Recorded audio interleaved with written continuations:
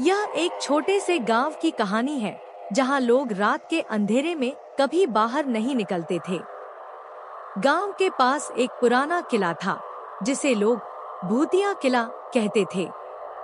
कहते हैं कि वहां किसी समय एक राजकुमार रहता था, लेकिन एक रात अचानक उसका किला जलकर राख हो गया और राजकुमार लापता हो गया। गांव में कुछ लोग बताते थे कि रात के अंधेरे में किले के आसपास अजीबोगरीब आवाजें आती थी, जैसे कोई गा रहा हो या रो रहा हो। लोग कहते थे कि राजकुमार की आत्मा किले में बसी हुई है और वह अपनी दुख भरी कहानी सुनाने के लिए गांव वालों को परेशान करता है। एक दिन गांव के एक साहसी लड़के अर्जुन ने सोचा, लगता है हमको जाकर देखना पड़ेगा आखिर उस किला में क्या है।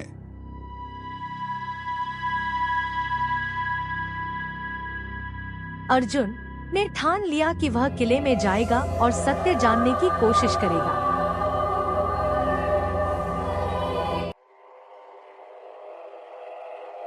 रात के समय वह किले की ओर बढ़ा।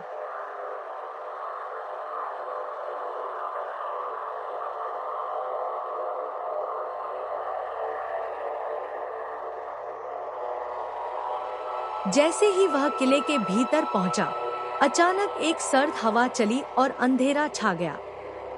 अर्जुन ने देखा कि किले के अंदर एक बूढ़ी महिला खड़ी थी जो उसे देख रही थी। महिला ने कहा और पूछा, तुम यहाँ क्यों आए हो?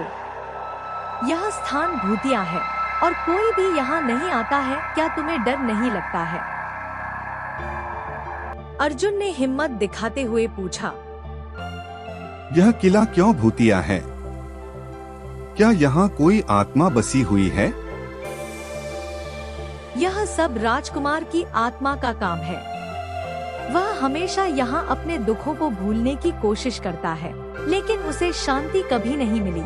यह बात कहते ही अचानक वहाँ पर राजकुमार की आत्मा आ गई। तुम कौन हो और मेरे किला में क्या कर रहे हो? मेरा नाम अर्जुन है। मैं यह पुरानी किला का रहस्य जानने के लिए आया हूँ। तुमको रहस्य जाना है तो मेरा कहानी सुना होगा। फिर अर्जुन ने राजकुमार से पूरा कहानी सुनी। अर्जुन ने कहा, राजकुमार, मैं कसम खाता हूँ कि आपको मैं मुक्ति दिलाऊंगा। और जानकारी प्राप्त की। इसके बाद उसने किले में एक पूजा आयोजित की और राजकुमार की आत्मा को शांति देने के लिए प्रार्थना की। वो रात किले में एक अद्भुत शांति छा गई और किले से आने वाली अजीब आवाजें अचानक बंद हो गईं। अगले दिन अर्जुन ने देखा कि किला अब पहले जैसा डरावना नहीं था। लोग फिर से उस किले के पास से गुजरने लगे और राजकुमार की आत्मा को शांति मिल गई। ये कहानी हमें ये सिखाती है कि कभी कभी हमें अपने डर का सामना करना होता है और सही रास्ते पर चलकर हम अपनी समस्याओं का समाधान पा सकते हैं।